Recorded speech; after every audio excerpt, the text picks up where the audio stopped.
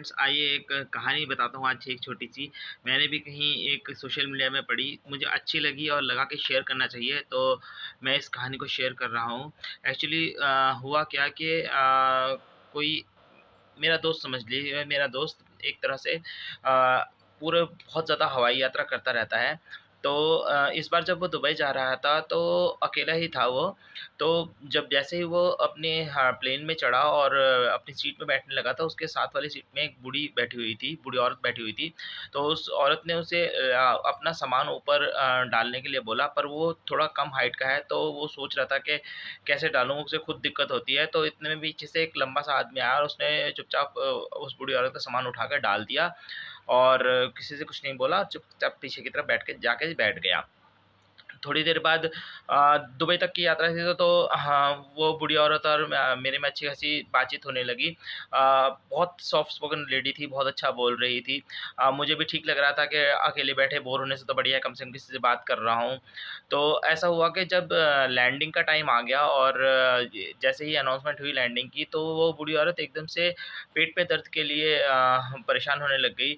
तो मैंने जल्दी से केबिन क्रू को इन्फॉर्म किया, तो केबिन क्रू ने कहा कि हम पेन किलर दे सकते हैं, इससे ज़्यादा तो हम कुछ कर नहीं सकते, फिलहाल लैंड करने तक का वेट कीजिए। तो वो बूढ़ी औरत पूरी तरह से अब मेरे पे डिपेंड हो गई थी और वो बार-बार मुझे पकड़ के ऐसा बिहेव कर रही थी जैसे वो मेरी कोई रिश्तेदार हो या मेरी बहुत अच्छी जानकार हो और मुझे बेटा-बेटा कह के बात करने लग गई। अब लगभग प्लेन में सारे ये समझ रहे थे कि हम दोनों साथ में हैं। तो जैसे ही प्लेन लैंड होने को आया तो वो बूढ़ी औरत ने मेरा हाथ नहीं छोड़ा, वो पूरी तरह से मेरे पे डिपेंड हो गई।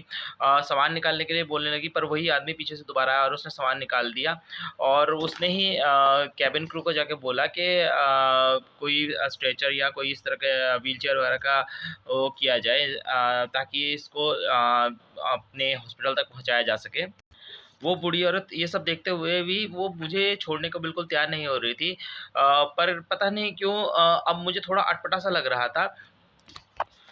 उस आदमी ने आँखों ही आँखें में कई बार ऐसा इशारे से जैसे कहना चाहा हो कि आप इसका साथ छोड़ दीजिए, ये ठीक नहीं है। पर ह हमदर्दी की वजह से या इतनी देर बातचीत होने की वजह से मुझे थोड़ा लगाव-सा हो गया था और मैं उस बूढ़ी औरत के साथ ही था। थोड़ी देर में उसने मुझे अपना बैग पकड़ने के लिए कहा, तो उस आदमी था उसने एकदम से मुझे आँख दिखा के मना किया, आँखों ही आँखों में इशारा किया, तो मैं उसकी बात से थोड़ा सहम-सा गया और मैंने ऐसा नहीं किया, मैंने उसके बैग को हाथ नहीं लगाया। जैसे-तैसे हम बाहर निकले तो व्हीलचेयर आ गई थी और उस बूढ़ी औरत को उस व्हीलचेयर में केबिन क्रू वाले ने डाल दिया और उसका सामान वगैरह सारा उसके साथ कर दिया और मैं उसे वेव करके टाटा करके मैं आ गया। वो फिर भी चिल्लाती रही, बेटा रुक जाओ, मेरे साथ चलो, तुम ऐसा नहीं कर सकते, बेटा रुक जाओ। मुझे कुछ समझ नहीं आ रहा था कि ऐसा क्यों हो रहा है, मुझे बुरा-सा भी लग रहा था, पर फिलहाल जैसे-तैसे मैं बाहर आने लगा, तो जब मैं सामान लेने लगा, तो उस टाइम मैंने देखा कि उस बूढ़ी औरत को पुलिस पकड़ के ले जा रही थी। वो उतनी दूर से फिर मुझे चिल्लाने लगी, बेटा मुझे बचाओ, ऐसा है कुछ, मैंने कुछ नहीं किया, जल्दी मुझे बचाओ, ये सब तुम्हारा ही है, मैं तुम्हारे साथ थी। और मुझे लगा कि अब शायद कुछ मुश्किल हो गई है।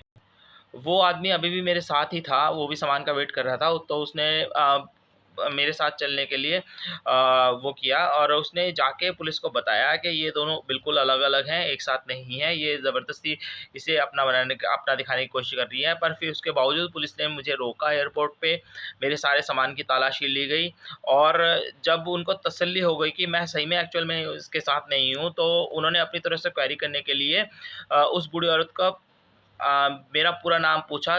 इस टाइम तक मेरा पासपोर्ट पुलिस के पास पड़ा था, पुलिस के हाथ में था। जब बूढ़ी औरत मेरा पूरा नाम नहीं बता पाई, तब उनको लगा कि हाँ, हम दोनों अलग-अलग हैं। बातों-बातों में मैंने उसे अपना नाम तो बता दिया था, पर मैंने अपना पूरा नाम नहीं बताया था। मतलब मेरा सरनेम, मेरा मिडल नेम नहीं बताया था। मेरा सिर्फ़ नाम बताया था, तो इसलिए वो बूढ़ी औरत के शिकंजे में फँसने से बच गया, क्योंकि वो एक ड्रग डीलर थी और उसके पर्स में, उसके हर सामान में ड्रग्स के पैकेट पड़े हुए थे।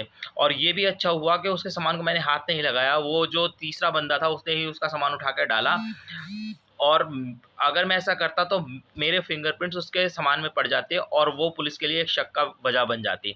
तो भगवान की कृपा से उस बंदे ने मुझे हर जगह सेव किया। मैं नहीं जानता वो कौन था, वो भगवान का ही कोई दूत रहा होगा जिसने उस टाइम मुझे बचा दिया। तो ये कहानी सिर्फ़ इसलिए बताई जा रही है कि जो भी अनजान व्यक्तियों के साथ थोड़ा मेल-भाव बढ़ाने की कोशिश करते हैं या बढ़ा लेते हैं, तो कृपया ध्यान रखें कि इस तरह के केसेस भी हो रहे हैं। ऐसा भी हो सकता है कि जो बूढ़े लोग आपको दिखें वो ज़रूरी नहीं कि वो असहाय हों। ये भी हो सकता है कि वो इस तरह के किसी ट्रैप में आपको फँसाने की कोशिश करें, तो कृपया सिंपल सा रूल बना लीजिए कि भैया आपका सामान है, आपकी ज़िम्मेदारी है, मेरी कोई ज़िम्मेदारी नहीं। क्या होगा, हद से ज़्यादा वो आपसे बात नहीं करेगी, बुरा-भला बोलेगी, कोई बात नहीं। 2 घंटे की रिश्तेदारी निभाने से अच्छा है कि ना निभाइए, क्योंकि 2 घंटे की रिश्तेदारी के चक्कर में आप पूरी ज़िंदगी जेल में सड़ सकते हैं। तो बढ़िया है, बेटर है कि अपना ध्यान रखिए, अपने सामान का ध्यान रखिए, किसी तीसरे बंदे से जस्ट फॉर्मल बात कीजिए, उसको अपने पूरे नाम, डिटेल, अता-पता बताने की ज़रूरत नहीं है, क्योंकि इस तरह के केसेस भी हो रहे हैं और आप मुश्किल में पड़ सकते हैं। धन्यवाद।